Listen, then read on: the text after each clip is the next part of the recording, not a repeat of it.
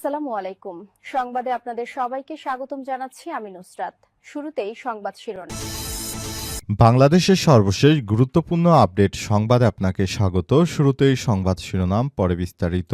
প্রথমেই জানাবো আমাদের হাতে থাকা সর্বশেষ গুরুত্বপূর্ণ সবথেকে তাজা আপডেট সংবাদ। 10 দলীয় নির্বাচনী জোটের বৈঠক, 47 আসনের সমঝোতা নিয়ে আলোচনা। বাংলাদেশ জামাত ইসলামের নেতৃত্বাধীন 10 দলীয় নির্বাচনী জোটের বৈঠক শেষ হয়েছে আজ মগবাজারে। জামাত ইসলামের বৈঠকে দলগুলোর শীর্ষস্থানীয় নেতৃত্ববৃন্দ যোগদান করে। সেখানে 47 আসনের মধ্যে 32 আসন জামাত ইসলাম এবং বাকি 9 আসন শরিকদের মধ্যে বন্টন করে দেওয়ার সিদ্ধান্ত গ্রহণ করা হয়েছে। এরপর জানাবো ফায়ারিং প্রশিক্ষণে কনস্টেবলের বুকে গুলি, এয়ার অ্যাম্বুলেন্সে ঢাকায় স্থানান্তর। টাঙ্গাইলের মহেরা পুলিশ ট্রেনিং সেন্টারে পিটিসি ফায়ারিং প্রশিক্ষণ চলাকালে গুলিবিদ্ধ হয়েছে মাসুম নামের এক পুলিশের কনস্টেবল। এ সময় গুলিটি তার বুকে লাগে বলে জানা গেছে। গুলিবিদ্ধ মাসুম মিয়া সুনামগঞ্জ জেলার মধ্যনগর থানার রাংচির এলাকার বকুল মিয়ার ছেলে। এদিকে গণভোটে হ্যাতে সিল দিন, নতুন বাংলাদেশ গড়ে তোলার চাবি আপনার হাতে, বললেন প্রধান উপদেষ্টা। আগামী 12 ফেব্রুয়ারি জাতীয় সংসদ নির্বাচনের সঙ্গে অনুষ্ঠিত হতে যা গণভোটে হ্যাতে সিল দেওয়ার আহ্বান জানিয়েছেন অন্তর্বর্তীকালীন সরকারের প্রধান উপদেষ্টা প্রফেসর ড মোহাম্মদ ইউনূস। নতুন বাংলাদেশ গড়ে তুলতে হলে, সঠিকভাবে বিচার পেতে হলে হ্যাঁ ভোট দিতে হবে বলে জানান তিনি। জানাবো ভোটকেন্দ্রের দরজা বন্ধ করে সিল মারার দিন শেষ, বললেন পার্বত্য চট্টগ্রাম উপদেষ্টা। এবারের নির্বাচনে ভোটাররা যাতে ভোটকেন্দ্রে এসে আনন্দের সঙ্গে নিজের ভোট নিজে প্রয়োগ করতে পারে তার জন্য আমাদের কাজ করতে হবে।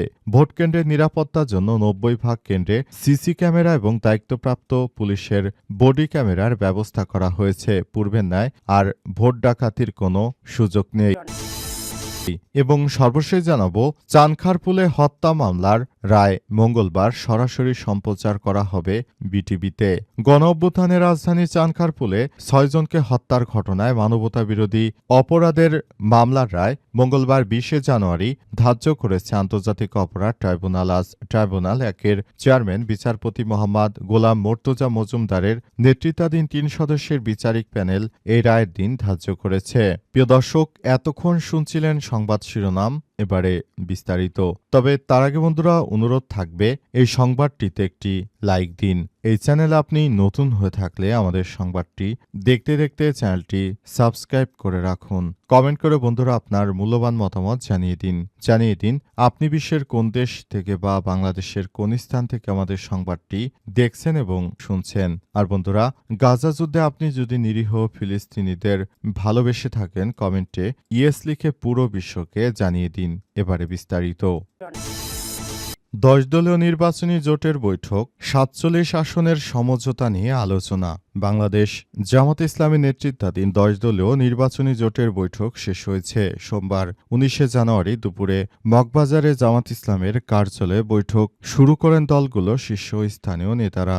বৈঠকে ইসলামী আন্দোলনের জন্য রাখা 47 আসন সমঝোতা নিয়ে নিজেদের মধ্যে আলোচনা করেন তারা। বৈঠকে উপস্থিত ছিলেন এনসিপির আহ্বায়ক নাহিদ ইসলাম, আসিফ মাহমুদ সজীব ভুয়া, খেলাফতে মজলিসের মহাসচিব আব্দুল কাদের, জামাতের নায়েবে আমির ড সৈয়দ আবদুল্লাহ মোহাম্মদ তাহের সহ অন্যান্য জোটের নেতারা। বৈঠকে সব দল নিজেদের মতো করে আসন চেয়েছে। জনপ্রিয়তা, দলীয় অবস্থান বিবেচনায় কাল আনুষ্ঠানিকভাবে আসন নিশ্চিত করার কথা জানানো হবে।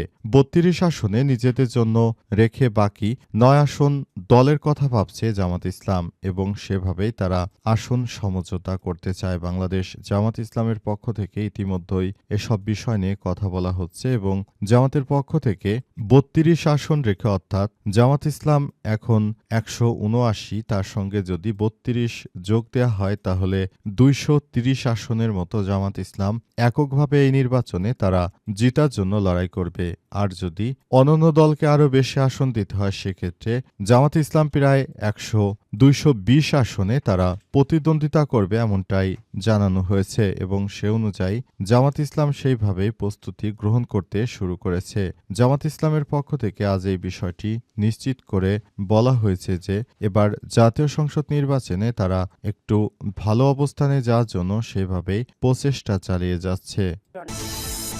ফায়ারিং প্রশিক্ষণে কনস্টেবলের বুকে গুলি, এয়ার অ্যাম্বুলেন্সে ঢাকায় স্থানান্তর। পুলিশের কনস্টেবলদের জন্য ফায়ার স্কোয়াডে যখন গুলির প্র্যাকটিস করা হচ্ছিল তখন এক কনস্টেবলের বুকে গুলি লেগে তিনি গুরুতর আহত হয়েছেন। এরপর তাকে এয়ার অ্যাম্বুলেন্সে করে ঢাকার সিএমএইচে ভর্তি করা হয়েছে। বর্তমানে তার অবস্থা সর্বশেষ পাওয়া তথ্য অনুযায়ী গুরুতর।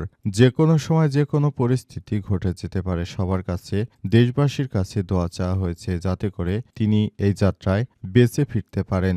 একজন দেশপ্রেমিক পুলিশের বুকে এভাবে গুলি লাগার ঘটনা সবার মনকেই ব্যথিত করেছে। সবাই বলাবলি করছে এই ধরনের অনাকাঙ্ক্ষিত ঘটনা আর যেন না ঘটে, সেজন্য সবাইকে আরো বেশি সতর্ক অবস্থানে থাকতে হবে।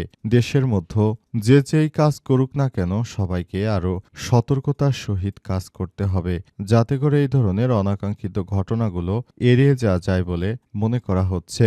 টাঙ্গাইলে মহেরা পুলিশ ট্রেনিং সেন্টারে এই ঘটনা ঘটেছে। গুলিবিদ্ধ হয়েছেন মাসুম নামের এক পুলিশের কনস্টেবল।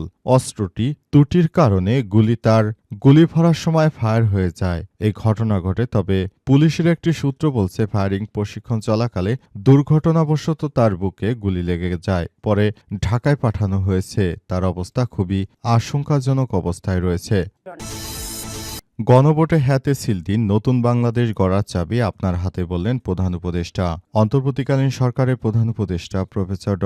মোহাম্মদ ইউনূসের সরকার জানিয়েছেন এবারের জাতীয় সংসদ নির্বাচনে যে গণভোট হবে সেই গণভোটের হ্যাঁসূচকে ভোট দিন। কারণ এই হ্যাঁসূচক ভোটের মধ্য দিয়ে নতুন করে বাংলাদেশ আবার সবকিছু করতে পারবে। যদি গণভোটে আপনি বাংলাদেশের পরিবর্তন চান, অর্থাৎ কেউ যেন আর স্বৈরাচার হয়ে উঠতে না পারে, বিরোধী দল থেকে যেন স্পিকার, ডেপুটি স্পিকার কিংবা বড় বড় পর্যায়ে যেতে পারে ইত্যাদি নানা রকম বিষয় রয়েছে, সেগুলোতে যদি আপনি বাংলাদেশের পরিবর্তন চান তাহলে গণভোটে হ্যাঁ সূচক ভোট দিয়ে বাংলাদেশটাকে আপনি সেই সুযোগ করে দিন। আর যদি গণভোটে হ্যাঁ ভোট না দেন তাহলে বাংলাদেশ কিন্তু আবার সেই অন্ধকারের দিকেই হারিয়ে যাবে। সুতরাং এবারের গণভোটে বাংলাদেশের মানুষকে সেখান থেকে রক্ষা করতে হলে আপনাদের সবাইকে গণভোটে হ্যাঁ সূচক ভোট দিতে হবে বলে মন্তব্য করেছেন অন্তর্বর্তীকালীন সরকারের প্রধান উপদেষ্টা প্রফেসর ড.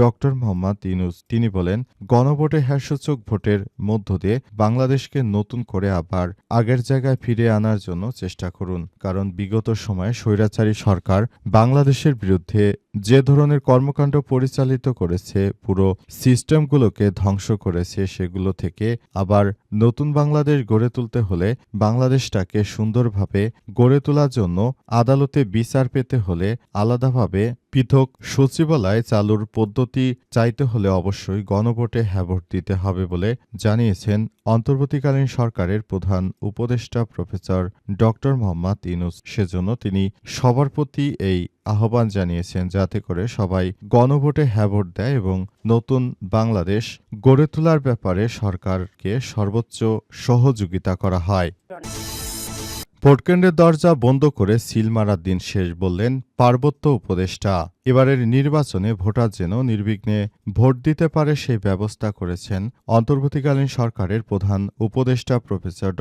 মোহাম্মদ ইউনূস। এবারের নির্বাচনে আর কোনো কারচুপি হওয়ার ভয় নেই বলে জানিয়েছেন পার্বত্য উপদেষ্টা। তিনি বলেন, এবারের জাতীয় সংসদ নির্বাচনটা সুষ্ঠু সুন্দরভাবে করার জন্য সরকার বদ্ধপরিকর। সরকারের পক্ষ থেকে এসব বিষয় নিয়ে কাজ করা হচ্ছে এবং জানানো হয়েছে যে এবার জাতীয় সংসদ নির্বাচনটি হবে ইতিহাসের সবথেকে ভালো সুষ্ঠু মানের একটি নির্বাচন। সেই নির্বাচনকে সুষ্ঠু সুন্দরভাবে করার জন্য সবাইকে আরও বেশি দায়িত্বশীল ভূমিকা পালন করতে হবে বলে মনে করেন পার্বত্য চট্টগ্রামের এই উপদেষ্টা। তিনি আরও জানিয়েছেন, নির্বাচনটা সুষ্ঠু সুন্দরভাবে করার জন্য সবাইকে একযোগে আমাদের সঙ্গে কাজ করতে হবে। এ সময় তিনি আরও জানিয়েছেন, নতুন বাংলাদেশ গড়ে তোলার জন্য আমরা সবাই চেষ্টা করছি, তবে বিভিন্ন জায়গা থেকে বাধার সম্মুখীন হচ্ছি বলে জানিয়ে জানিয়েছেন এই উপদেষ্টা।